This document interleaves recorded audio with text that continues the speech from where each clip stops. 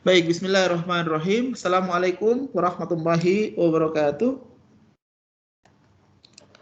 Waalaikumsalam. Alhamdulillahirabbil alamin. Assalatu wassalamu ala Rasulillah wala haula wala quwata illa billah. Pada hari ini alhamdulillah kita masih diberikan oleh Allah Subhanahu wa taala kesehatan untuk bisa hadir pada diskusi kita yang terakhir di pertemuan ke-15 mata kuliah Manajemen Keuangan dan Perbankan. Dan pada hari ini saya akan sharing dengan Anda baik secara teori maupun secara praktek mengenai isu yang sangat penting dan mungkin menarik dan bisa dibawa kemana-mana, tidak hanya untuk lingkup perbankan, yang namanya pengantar manajemen resiko. Ya. Langsung saja saya share pada Anda.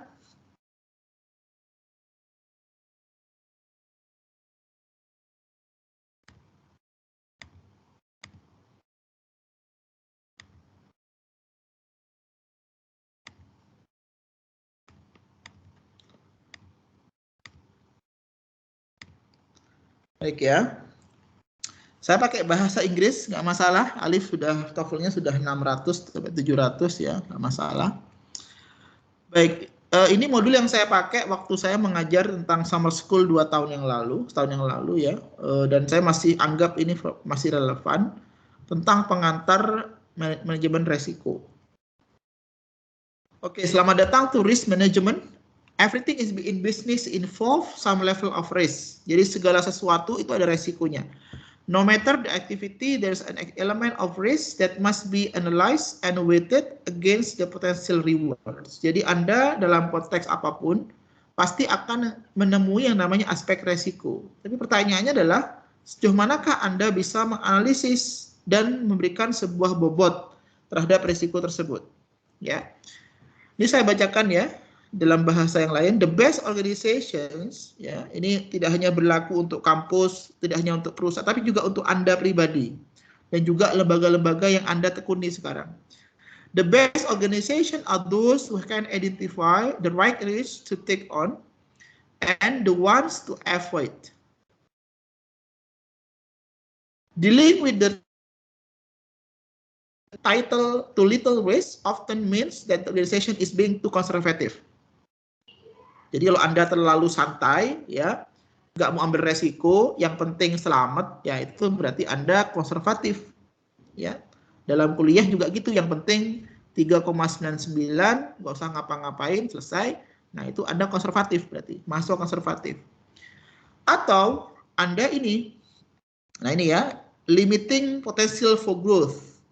Ya, jadi Anda membatasi diri untuk maju, sekedar hanya ala kadarnya. Atau Anda menjadi seorang yang too much risk. Ya, however, and the company is likely to crash and burn at some point along the way. Jadi Anda terlalu semangat juga nggak bagus. Jadi terlalu semangat, semua diikuti, semua dilaksanakan, ujung-ujungnya capek sendiri. Nah, sehingga dari situ Anda melihat ada sebuah dilema kan, terlalu banyak, terlalu sedikit nggak bagus. Nah, yang bagus yang bagaimana? Yang tengah-tengah, yang seimbang kan. Nah, as projects are a regular part of business, it only stands for reason that they incur a certain level of risk as well.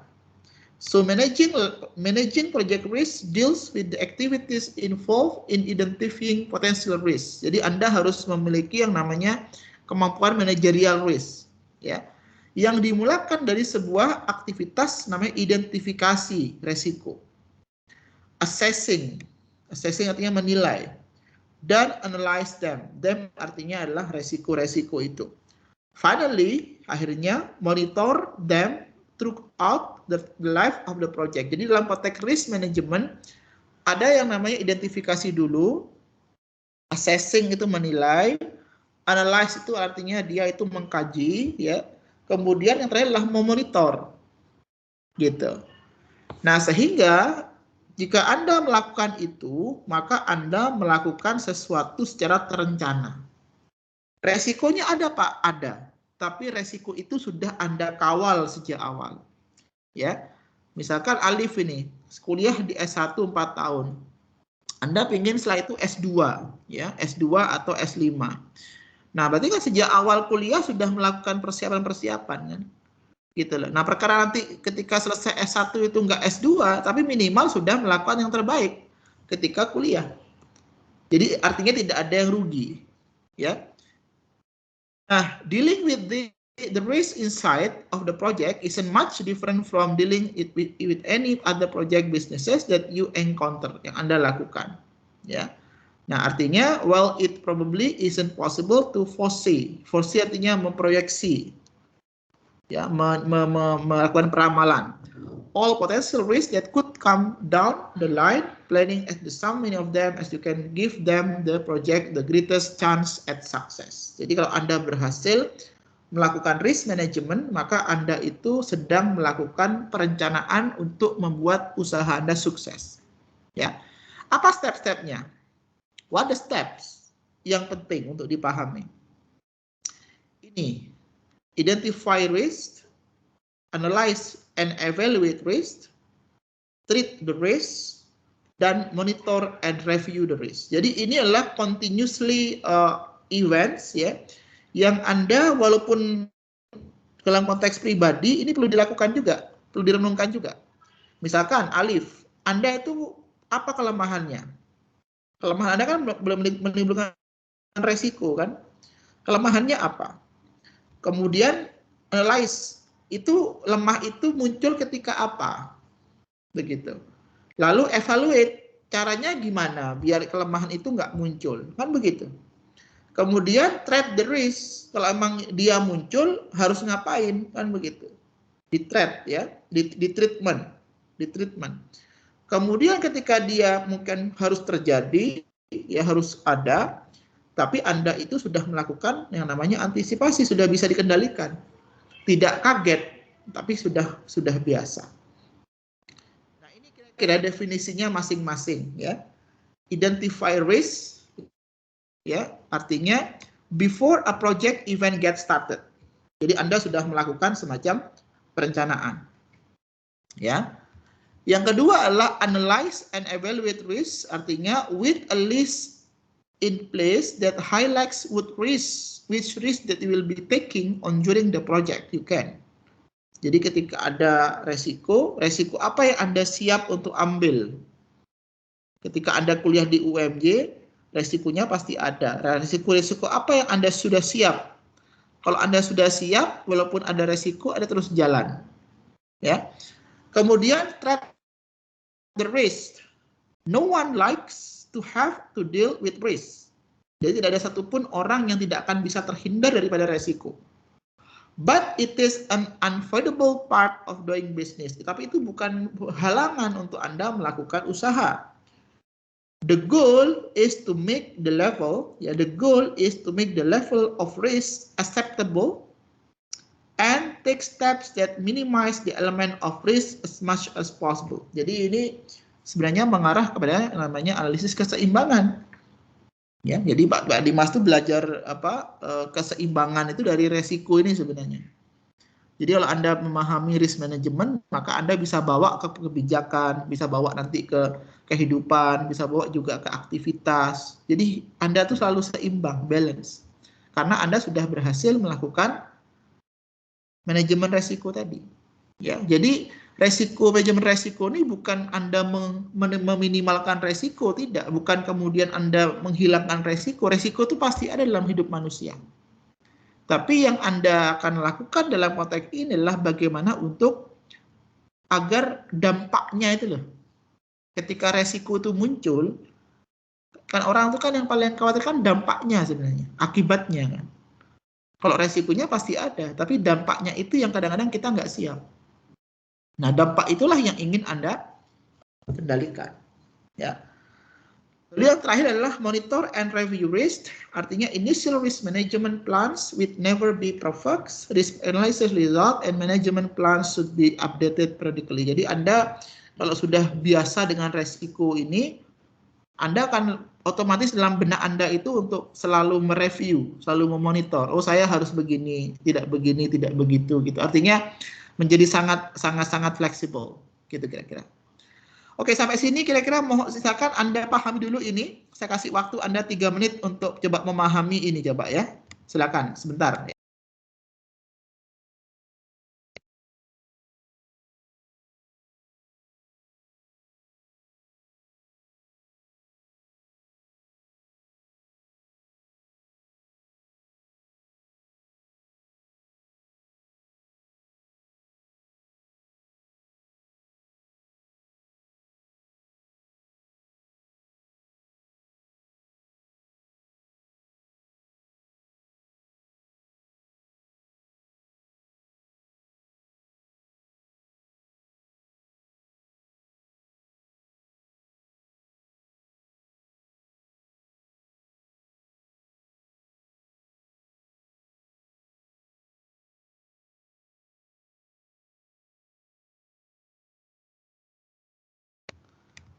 Baik, ada pertanyaan mungkin? Ada diskusi sejauh ini? Jelas, Alif? Jelas, Alif?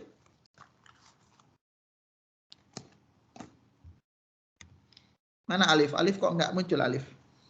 Jelas, Alif, kira-kira? Oke ya, saya lanjutkan ya. Teman-teman silakanlah sambil menyimak ya, menyesuaikan. Jelas, Pak. Jelas. Yang kedua adalah threat and opportunities ya, sekarang. Jadi ada namanya ancaman dan kesempatan.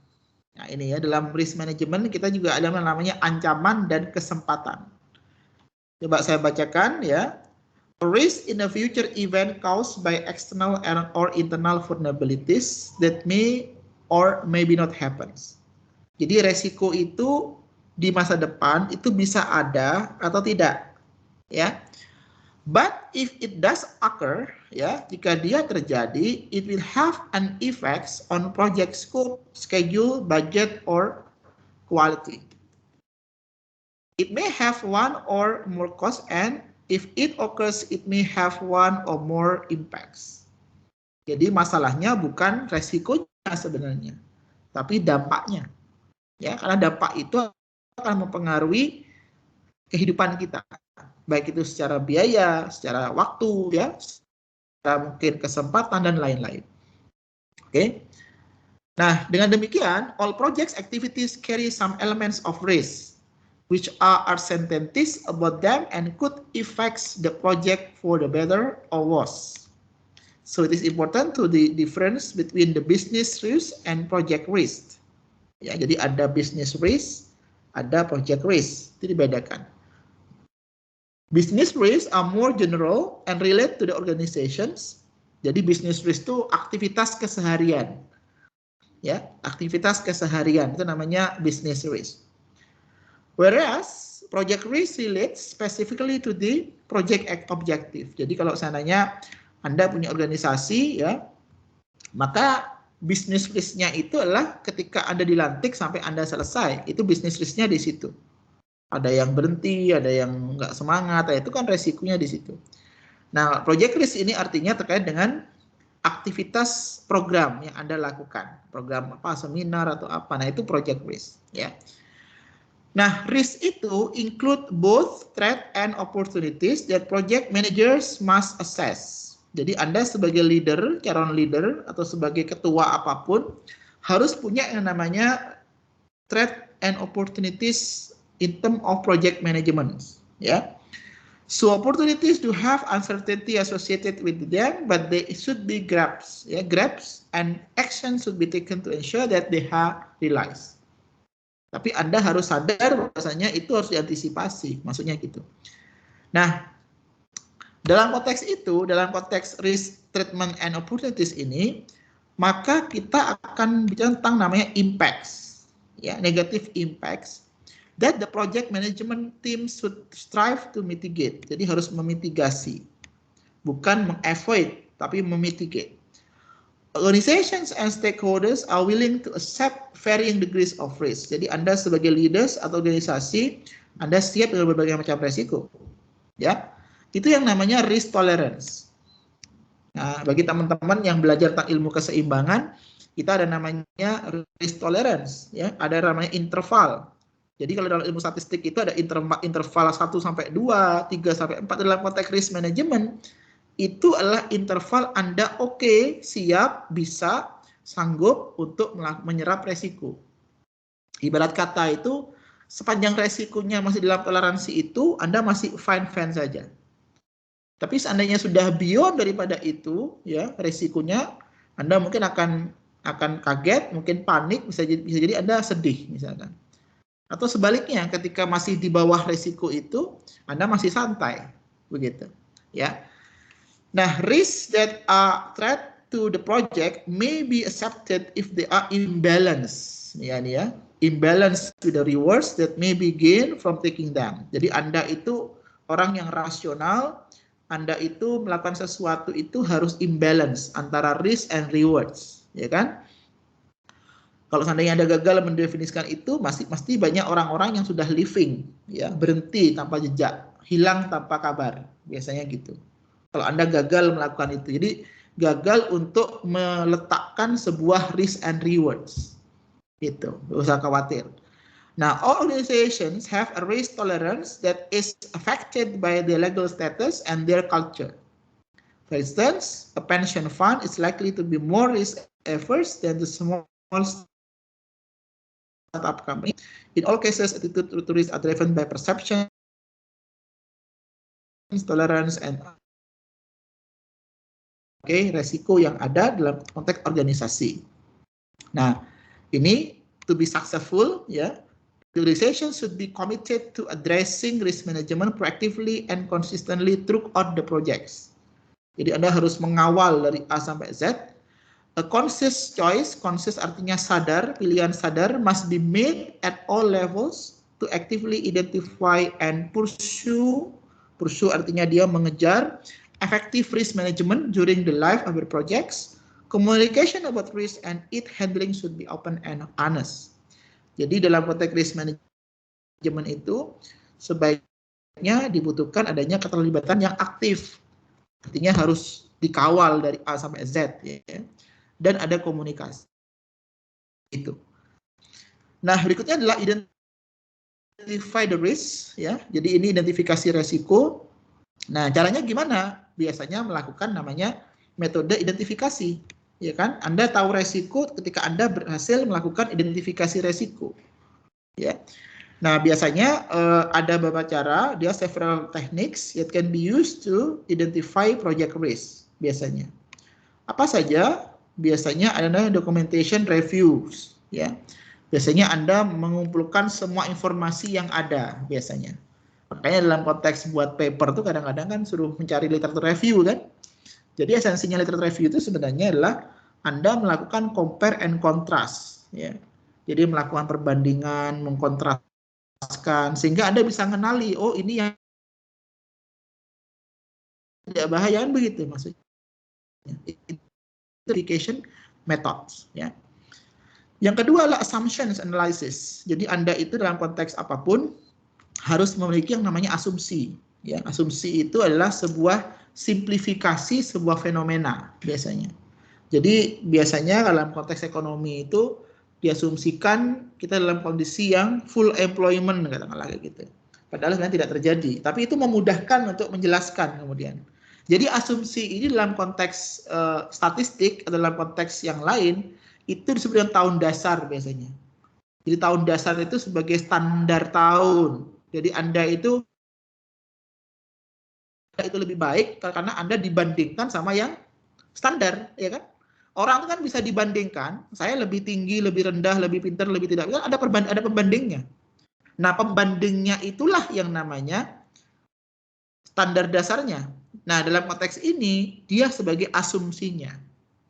Jadi asumsi itulah yang menjadi pijakan, landasan untuk melakukan identifikasi ke dalam sebuah objek yang lebih luas. Begitu. Lalu berikutnya adalah ada fishbone, ya, fishbone diagrams, ya. Jadi fishbone ini semacam metode, ya, untuk melihat hubungan-hubungan antar variables dan hasil. Jadi fishbone itu kayak tulangnya ikan. Nanti saya coba perlihatkan ini, ya. Nah, kayak gini nih. Ini tulangnya ikan nih. Ini namanya fishbone. Jadi fishbone ini bisa melakukan identifikasi. Oh, inilah tujuan saya. Ini fishbone. Order lead time more than 7 days. Ini adalah tujuannya. Nah, dalam rangka mencapai tujuan ini, Anda memerlukan beberapa persiapan. Yaitu apa? Materials, methods, machinery, and people. Dan setiap elemen ini dia punya sub-sub. People harus apa, harus ngapain ya, machinery harus apa ya, method harus apa. Jadi ini sama kayak tujuan hidup Anda sebenarnya. Jadi kalau Anda punya fishbone, Anda akan jadi mahasiswa yang punya arah. Jadi kuliah tidak asal kuliah, tapi punya arah. Kalau mahasiswa yang tidak punya arah biasanya bingung itu. Kuliah itu untuk apa, mau kemana nggak paham, yang penting selesai. Tapi kalau Anda punya fishbone seperti ini, saya percaya Anda akan jadi mahasiswa yang semangat. Tidak ada orang yang menyemangati, ada semangat duluan, semangat terus, tidak ada habisnya. Nah, itu biasanya mahasiswa yang sudah menemukan tujuannya ini.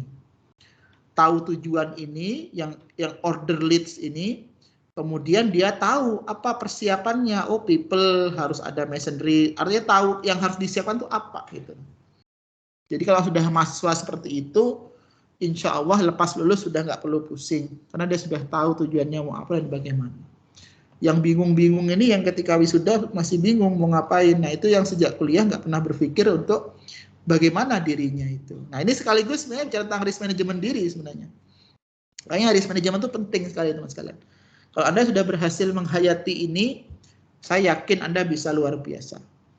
Jadi teman-teman Anda, semester Anda yang luar biasa, bisa S2, S3, S4, kemana-mana itu, mereka bukan orang yang luar biasa, tapi mereka berhasil mendefinisikan dirinya, dan dia berhasil membuat tujuan hidupnya mau kemana. Itu, jadi kuncinya di sana. Dan tugas saya itu di situ. Jadi tugas saya itu memantik Anda untuk menemukan diri Anda itu. Bukan saya yang hebat, enggak. Saya hanya memantik Anda. Tapi nggak mungkin saya bisa mantik Anda kalau saya bukan sebagai pemantik yang sudah melakukan itu kan. Nggak mungkin Mas Alif mau semangat, saya nggak semangat, nggak mungkin. Gitu. Jadi harus yang mantik itu harus sudah duluan berpraktek gitu, baru dia bisa memantik yang lain gitu ya. Nah berikutnya apa? SWOT analysis. Ya, jadi SWOT analysis. Nah ini untuk melihat apa itu strength-nya, ya, strength, weaknesses, opportunity and threat. Nah jadi opportunity and threat ini dia sebagai external factors, ya, jadi sebagai faktor luar. Dan strength and weaknesses ini sebagai internal factor. Jadi Anda silakan coba register diri Anda sendiri, apa strength Anda, weakness Anda apa, opportunity Anda apa, threat Anda apa. Nah, kesemuanya ini nanti akan diidentifikasi, didokumentasikan dalam namanya risk register.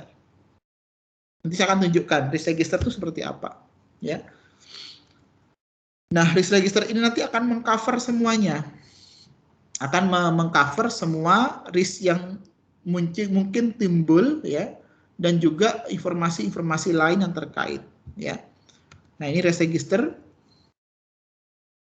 Nah, ini ya. Jadi register apa? List of all the identified risks, their root causes, categories and responses ya. Nanti bentuknya seperti yang di bawah ini teman sekalian. Jadi kalau Anda sudah punya seperti ini, nah ini kan ada risk scenario, likelihood, ya likelihood ada kemungkinan, konsekuensi, risk rating, risk controls, ya treated risk rating, ya. Jadi skenario itu artinya Anda harus apa? Apa harus A, harus B, harus C. Kalau seandainya A, mungkin nggak? Oh ya mungkin. Kalau dia mungkin, konsekuensinya apa? Apa besar, apa kecil, apa seperti apa? Dampaknya maksudnya. Ratingnya apa? Oh tinggi. Caranya dia untuk mengontrol. Oh dengan ini. Sehingga setelah di treatment yang hack ini menjadi medium. Gitu. Artinya ini kita mencoba melakukan mitigasi. Yang kedua misalkan ada punya risk yang B. Possible, dia moderate, ya, risknya itu medium. Kontrolnya gimana? Oh dengan A, B, C, D, E misalkan. Lalu nanti setelah di treatment menjadi low kayak gitu. Dan seterusnya dan seterusnya. Ini namanya risk register. Kotak ini namanya risk register. Nah, kalau Anda sudah bisa mendefinisikan ini, Anda punya resiko apa, resiko A, B, C, lalu Anda sudah berhasil membuat risk control harus apa, sehingga yang awalnya Anda itu mungkin resikonya besar, menjadi resikonya hanya sedang atau malah rendah, begitu. Ini ya, ini kalau dalam konteks kepemimpinan ini penting ini. Jadi organisasi itu harus paham ini sebenarnya. Kalau nggak paham ini ya ala kadarnya ngelola organisasi itu. Yang penting selesai setahun gitu. Nah ini ya, itu adalah risk breakdown structure. Nah ini kita ada namanya risk breakdown structure, ini ada levelnya. Ya level 1, level 2, level 3 ya. Nah ini sebenarnya level-level ini menunjukkan prioritas. Jadi kalau seandainya level 1, oh semua risk itu penting. Lalu di breakdown lagi, level 2-nya risiko apa? Oh, risiko bisnis, technical, organizational, project misalkan ya. Kemudian dari masing-masing level 2 ini di breakdown lagi. Dalam hal apa? Oh, competitors, suppliers, cash flow. Mungkin ada level 4 nanti silakan lagi lebih. Jadi lebih di more spesifikan lagi. Nah, sehingga dengan adanya ini nanti Anda lebih terukur gitu loh. Jadi lebih terencana gitu, tidak emosional tapi dia terukur gitu ya. Nah, ini namanya risk risk breakdown structure namanya. Jadi melakukan proses pendefinisian secara details ya resiko-resiko yang muncul dari setiap proyek atau organisasi yang dilaksanakan. Oke, sampai sini ada pertanyaan barangkali sebelum saya lanjutkan? Ada diskusi? Aspirasi?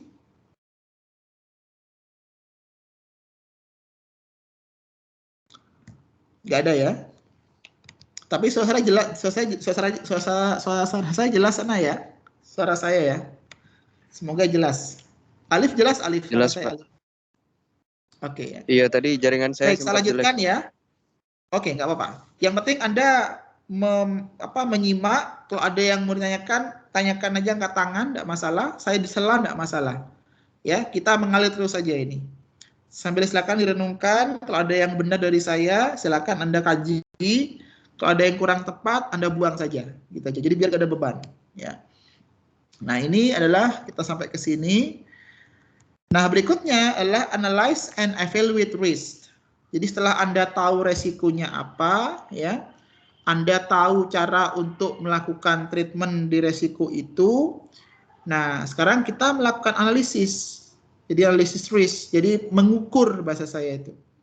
Kalau emang ini resikonya ada, berapa gitu loh Mas dan Mbak. Jadi ini bukan sekedar hanya di imajinasi kita, tapi berapa resiko ini. Ini teman-teman yang gabung di saya, PKM ini harus paham ini. Ya. Analyze and evaluate risk. Ya. The risk analysis process determines each risk from the risk register. Jadi patokannya adalah risk register. Kemudian di sana kita akan mengukur secara kualitatif dan kuantitatif techniques ya that can be used to analyze risk. Yang pertama adalah risk estimations. Ya, cara untuk mengestimasi resiko itu gimana? Saya bacakan. Once you have identified the threats you are facing, you need to calculate both the likelihood of this threat being realized and their possible impacts. Jadi resiko itu sebenarnya yang bahaya, lagi-lagi saya sampaikan, bukan resikonya sendiri. Tapi yang bahaya adalah kemungkinan terjadinya itu berapa. Makanya Mas Alif dan kawan-kawan di ilmu statistik dulu pernah belajar namanya ilmu probabilitas. Betul ya? Itu di sini Mas konteksnya. Jadi di dunia ini itu tidak ada yang pasti, kecuali memang sudah temannya Tuhan ya. Kecuali mati, rezeki, jodoh itu sudah pasti 100%. Tapi selain itu abu-abu. Ada kemungkinan. Makanya antara 0 ya sampai 1. Berarti 0 sampai 1 berarti 0,00001 sampai 99,999 sampai 9-nya terus. Tapi dia kurang dari 1. Bukan kurang dari sama dengan 1. Nah, itu perlu dibedakan. Jadi kemungkinannya adalah 0 ya. 0 sampai 1, tapi 0 sama 1 itu nggak masuk. Jadi di antara itu.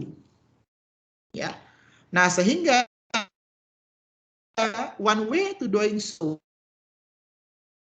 make you the probability of the event occurring, probability, ya. And then multiplying it by the amount it will cost you to setting rights. Ya, ini artinya risk value nilai resikonya berapa, itu adalah hasil dari perkalian multifikasi ya dari probability of event. Berapa kemungkinannya terjadinya? Oh, 0,5, 0,6, 0,7 dikalikan dengan risk of event. Dengan resiko itu sendiri. Gitu. Contohnya apa contohnya?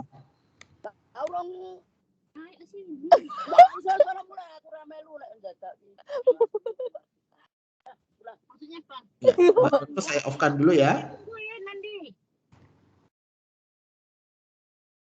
Iya. Contohnya apa contohnya? Contohnya adalah, ini saya bacakan contohnya. You think that there's 80% chance of the happening within this year because your landlord has recently increased rent for other businesses. If this happens, it will cost your business an extra $500,000 over the next year. So the risk value of the rent increase is 0,8 probability of events. Ya, ini ya chance-nya kenaikan daripada biaya sewa itu kemungkinannya 0,8. Dikalikan biayanya berapa ketika ada kenaikan itu, Anda akan terbebani berapa gitu. Cost of event-nya berapa? 500.000. Nah, berarti kalau gitu nilai resikonya ketika ada terjadi ini sebesar 400.000.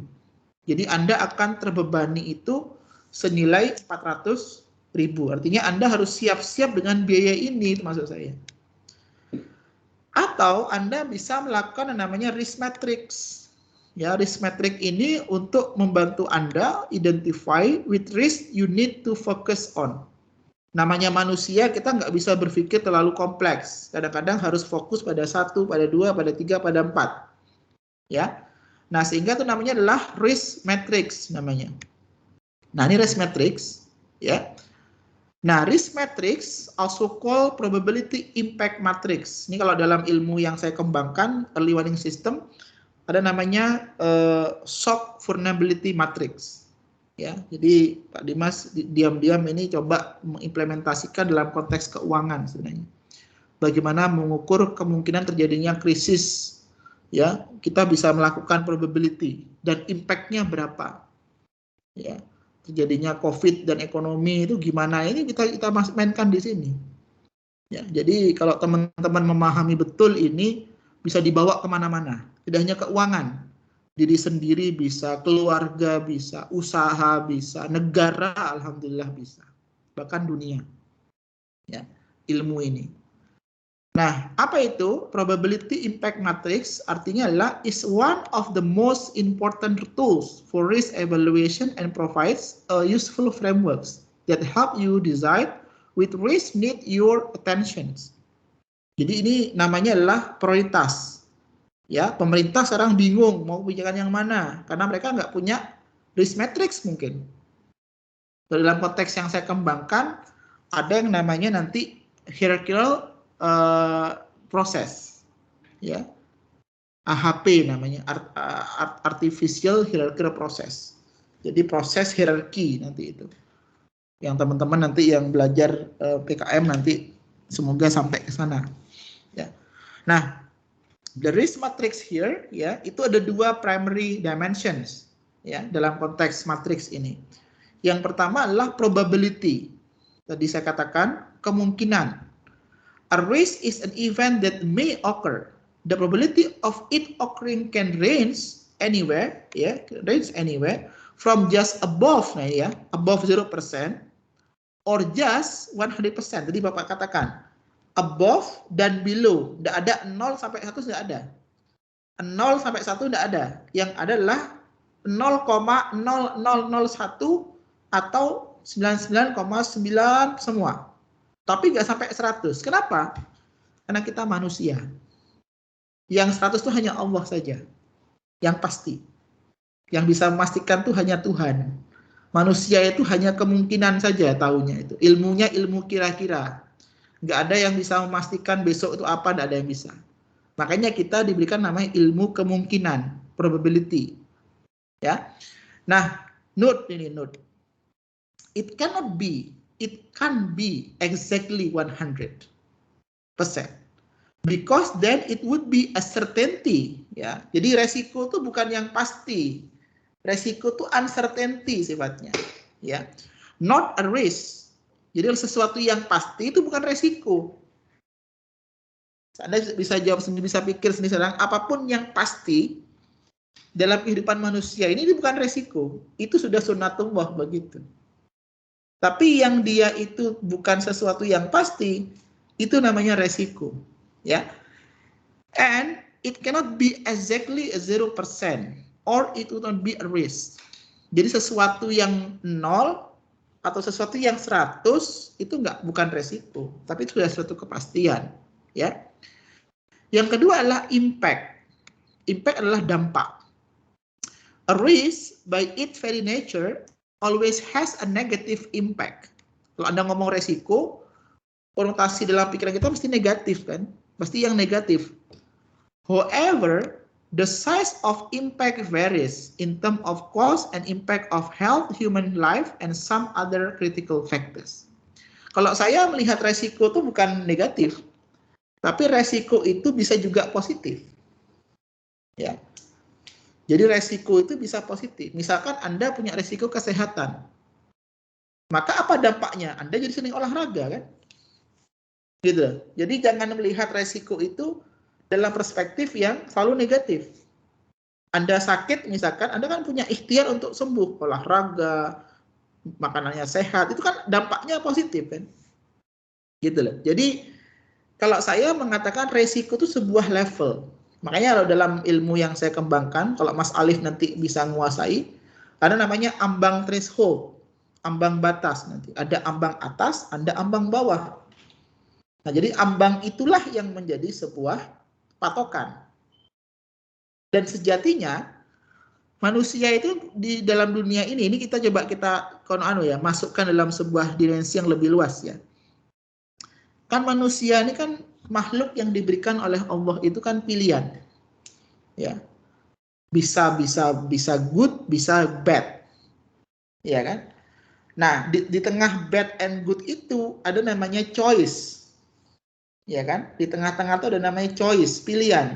Mau ke sebelah kiri, mau ke sebelah kanan. Nah, dalam rangka untuk choice itu, manusia itu diberikan guidance, panduan, ya kan? Ada Quran, ada sunnah, ada qiyas, ada yang lain. Ya. Nah, hukum-hukum itu sebenarnya dalam konteks resiko itu adalah mengarahkan manusia itu supaya choice-nya itu, ya, itu nggak terlalu dalam tanda kutip itu nggak syukur-syukur tidak melesat ke negatif, enggak. Minimal dia itu tidak kemudian mengarah terlalu jauh ke negatif. Minimal dia itu tidak melangkah jauh, maksimalnya tetap di jalan yang bagus. Gitu. Jadi sebenarnya aturan hidup manusia itu sebenarnya dibuat sebuah ambang.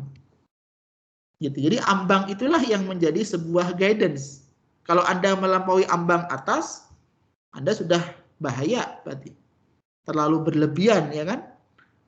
Ketika Anda melewati ambang bawah, Anda terlalu santai.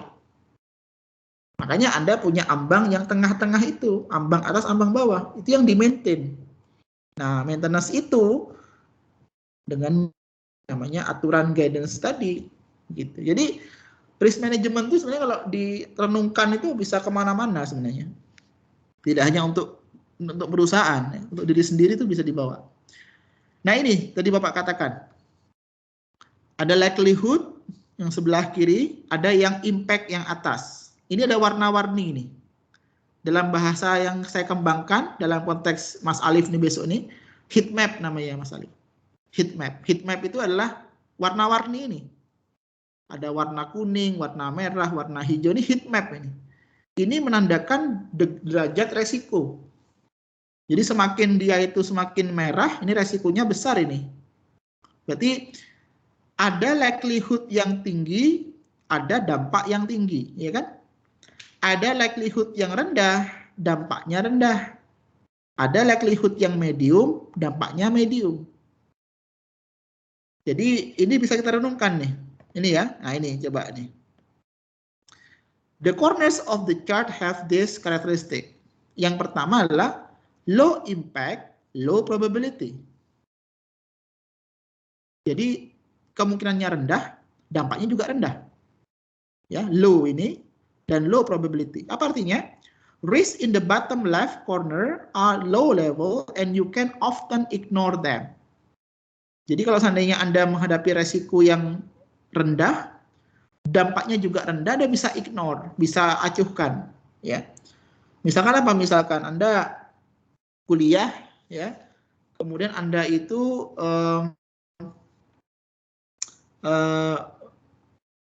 tidak beasiswa misalkan. Jadi Anda tidak beasiswa, Anda mengajukan beasiswa. Ketika beasiswa Anda tidak berhasil, apakah dampaknya juga Anda nggak kuliah? Nah, kalau seandainya Anda ketika tanpa beasiswa Anda bisa kuliah, berarti kan low probability, low impact. Artinya nggak ada masalah kan? Dapat nggak dapat jalan terus, gitu kan? Itu contoh sederhana. Yang kedua adalah low impact, high probability. Ya. Risks in the top left corner are of moderate importance. If this thing happens, you can cope with them and move on. However, you should try to reduce the likelihood that they will occur. Jadi, impact-nya itu rendah, tapi kemungkinannya itu besar. Ya. Contohnya apa contohnya? Kemungkinannya itu besar, tapi impact-nya itu rendah. Contohnya itu Anda lomba, contohnya itu. Ya. Lomba apalah, lomba olahraga, lomba akademik, lomba macam-macam, ya. Anda itu peluang menangnya besar. Ya, karena Anda sudah punya persiapan yang matang. Tapi apakah IPK Anda itu akan terkerek naik ketika Anda misalkan juara? Belum tentu. Itu contoh sederhana. Ya, Anda juara berapapun, apakah itu berdampak ke IPK Anda? Belum tentu juga. Ada yang IPK tetap biasa-biasa, walaupun juaranya tinggi. Nah, itu contoh sederhana, ya. Artinya kemungkinannya besar, tapi impact-nya rendah. Yang ketiga adalah high impact, low probability. Dampaknya besar, tapi kemungkinannya itu kecil. Gitu. Apa contohnya? Lagi dalam konteks kuliah Anda, misalkan Anda itu ada pilihan gubernur BEM. Ya, jadi gubernur BEM itu pilihan, ya. Anda maju sebagai kandidat. Ya. Walaupun Anda nggak punya pendukung, Anda maju aja. Ya.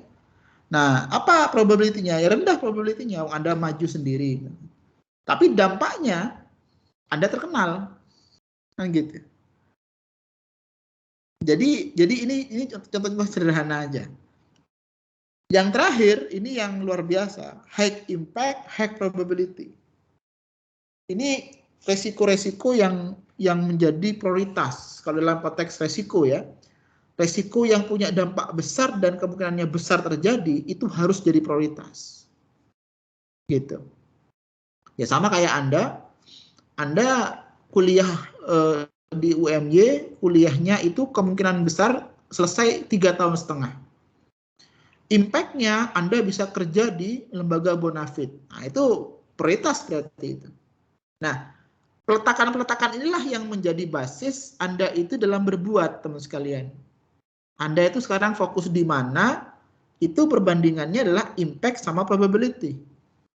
Sejauh manakah saya itu bisa terdampak dan kemungkinannya berapa ketika saya melakukan ini dan itu.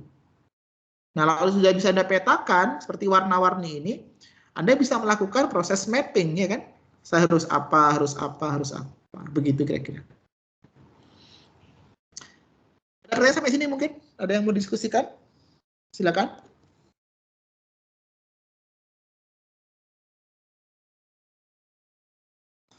Oke, saya lanjut ya. Ada sensitivity analysis yang berikutnya, ini untuk melihat kepekaan, ya, kepekaan resiko itu. ada tornado diagrams ya. Ini ada dampaknya, apa namanya, kepekaannya. Ini kita lihat relasinya. Jadi ketika resiko satu muncul, dia itu ke resiko lainnya gimana? Apa akan menjalar cepat atau gimana gitu. Nah, ini namanya tornado diagrams ya. Ini, the longer the bar, the more sensitive the project objective is to the risk. Jadi ini sistemik maksudnya. Ya, semakin dia besar, semakin sistemik mungkin ya. Ada Monte Carlo di sini juga sama, ini sudah informasi aja ya. Ini ada best case estimate berapa hari ya. Ini kalau dalam konteks yang saya kembangkan ada namanya time horizon namanya. Ada 3 bulan, 6 bulan, 9 bulan, ini time horizon. Ya. Oke, ini adalah berikutnya, saya nggak perlu baca. Nah, ini adalah fenomena tadi resikonya ya. Semakin lama semakin meningkat kemungkinannya. Begitu. Nah, berikutnya adalah treating the risk. Ini yang penting, menarik ini. Ya, jadi setelah Anda tahu identifikasi resiko, udah tahu cara untuk mengevaluasi, tahu mengestimasi, tahu. Sekarang cara untuk mentreatment itu artinya untuk menyikapi gitu. Menyikapinya gimana? Nah, di sini ada beberapa. Every risk need to be eliminated or contained as soon as possible. Contain artinya dikawal ya. It is important that responses are appropriate to the significance of the risk, cost effective in meeting, dan sebagainya. Nah, sekarang kita masuk ke dealing with threat. Threat artinya adalah ancaman. Jadi Anda itu punya resiko yang mengancam Anda. Kira-kira Anda menyikapinya bagaimana? Nah, di sini ada beberapa strategi. Ini saya sampaikan nih. Ini bisa Anda coba renungkan dalam kehidupan Anda. There are 4 possible strategies for dealing with the risk that may have negative impacts on the projects. Ini konteksnya proyek ya. Yang pertama adalah avoid. Ini langkah yang paling paling keras saya katakan. Ketika Anda memang ada dampak yang negatif, Anda hindari. Ya. Jadi langsung kalau dihindari langsung hilang resikonya. Ya kan? Yang kedua adalah transfer. Transfer artinya berbagi. Ini contohnya kayak asuransi ini. Jadi teman-teman yang ikut asuransi, itu sebenarnya Anda sedang melakukan transfer resiko. Yang awalnya resikonya itu resiko Anda pindahkan kepada perusahaan asuransi. Kan begitu. Itu namanya adalah transfer of risk. Yang ketiga adalah mitigate. Jadi kalau langkah pertama avoid itu nggak bisa, yang kedua ditransfer. Transfer artinya dibagi, diberikan. Ketika diberikan nggak bisa, dikurangi berarti kan. Ketika mitigate nggak bisa, ya udah, mau nggak mau diterima. Ya. Diterima. Ada preventive action and corrective action. Ini yang Bapak kembangkan juga nih. Kalau preventive action artinya Anda melakukan sebuah antisipasi. Jadi dimitigasi, tapi dilakukan antisipasi. Jadi sebelum terjadi kejadian, Anda sudah melakukan persiapan. Jadi kesannya Anda sudah siap. Kalau itu terjadi, saya sudah siap harus apa. Itu namanya preventive action. Kalau corrective action itu Anda ketika mengalami, pada saat yang sama Anda langsung melakukan penyesuaian. Jadi misalkan kayak bencana Merapi kemarin. Kalau konteksnya adalah preventive action, ya maka orang-orang segera melakukan pengungsian dulu, lebih awal. Itu namanya preventive action. Nah, tapi kalau corrective action, ketika kejadian, orang itu melarikan diri. Nah, itu namanya corrective action. Jadi, corrective itu artinya dia melakukan respon secara cepat ya ketika resiko itu ada. Itu korektif artinya. Nah, Anda pilih yang mana sekarang? Preventif atau korektif? Ini berpulang kepada kemampuan Anda. Mana resiko yang paling besar secara biaya, secara waktu, tenaga. Nah, itu Anda yang harus pikirkan. Nah, ini adalah terkait dengan tadi threat ya, ancaman. Sekarang kalau yang kedua, ada namanya opportunities. Jadi resiko tadi Bapak katakan di awal tidak harus yang negatif, juga ada yang positif. Nah, kalau kita menyikapi resiko yang positif, yang kira-kira punya sesuatu yang baik, impact-nya yang baik, positif, itu gimana? Yang pertama adalah exploit dia. Jadi exploit itu artinya Anda itu melakukan ini apa namanya di sini kalau dikatakan mengeksplorasi Anda itu. Jadi benar-benar Anda tuh memaksimalkan. Ya, jadi kalau Anda punya anggota yang luar biasa hebat, ya sudah dia diberikan peluang yang lebih luas untuk berekspresi gitu. Yang kedua adalah share. Jadi Anda berbagi. Ya, berbagi kesempatan dengan yang lain. Jadi dibagi. Yang ketiga adalah enhance. Enhance ini berarti lebih ke sendiri, ya. Jadi Anda meningkatkan kemampuan sendiri, ya. Yang terakhir adalah accept. Artinya Anda ya sudahlah, memang inilah kira-kira harus. Jadi Anda nggak bisa melarikan diri, sudah harus accept gitu, ya. Nah, ini strategi-strateginya begitu.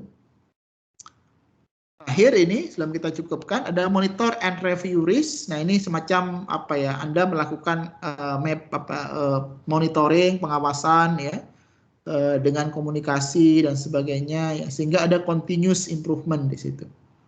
Jadi terus dilakukan seperti itu ya.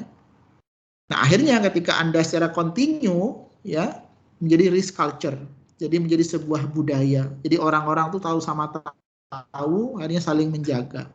Ujungnya ya, kuncinya komunikasi tadi ya. Tanya apa kesimpulannya? Project management is a complex activity that requires a structure, procedures, and process appropriate for your projects. Ini tidak hanya untuk project ya, untuk organisasi bisa, pribadi bisa. This will enable you to manage the inevitable changes that occur throughout the project's lifespan in professional manners to ensure success. A race is the future event that may or may not have effect on project scope, schedule, cost, and quality. Risks include both treatment and opportunities because both have the uncertainty associated with them. A project managers need to know the likelihood of the risk will occur and its potential impact on the project. Ini untuk leader-leader organisasi penting. All risk management processes follow the same basic step, although sometimes different jargon is used to describe these steps. Together, these 4 risk management process steps combine to deliver a simple and effective risk management processes. Oke, saya kira itu dari saya, teman sekalian. Ini berikutnya adalah sekedar ilustrasi, ada risk register tadi ya, ada risk matrix tadi ya, dan semuanya tadi. Baik, ada yang mau ditanyakan atau diskusikan sebelum kita cukupkan? Saya berikan Anda kesempatan.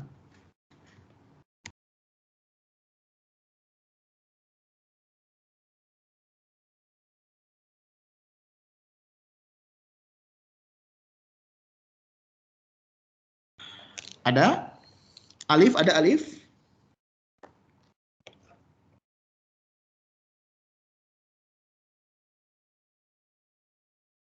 Belum ada saya, Pak. Belum ada ya, jelas ya. Kalau jelas, mungkin saya umumkan saja untuk kita ujian serentak. Semoga bisa minggu depan atau nanti kesepakatan di wakil kelas ya. Apakah mau minggu ini boleh, minggu depan juga boleh. Silakan nanti kita sepakati di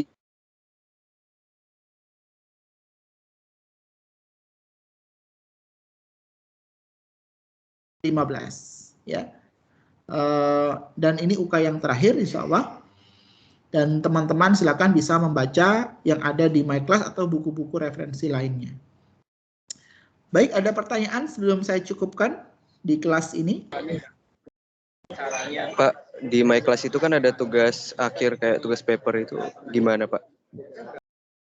Oh, di pertemuan berapa ya, Mas Alif? Saya scroll ke bawah setelah pertemuan 15 atau 16 itu, Pak.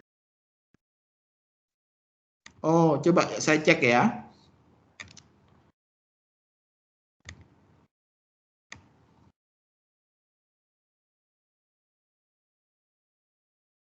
Pertemuan berapa, Alif? Kok nggak ada Alif ini? Alif, pertemuan berapa, Alif?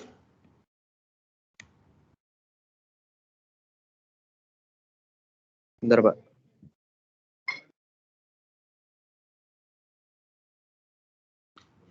Pertemuan 16 tuh ujian kompetensi tanggal 3 sampai 9 Januari itu. Setelah ini, Pak, kuliah tamu manajemen risiko perbankan yang tugas kedua, di bawahnya itu ada tugas paper.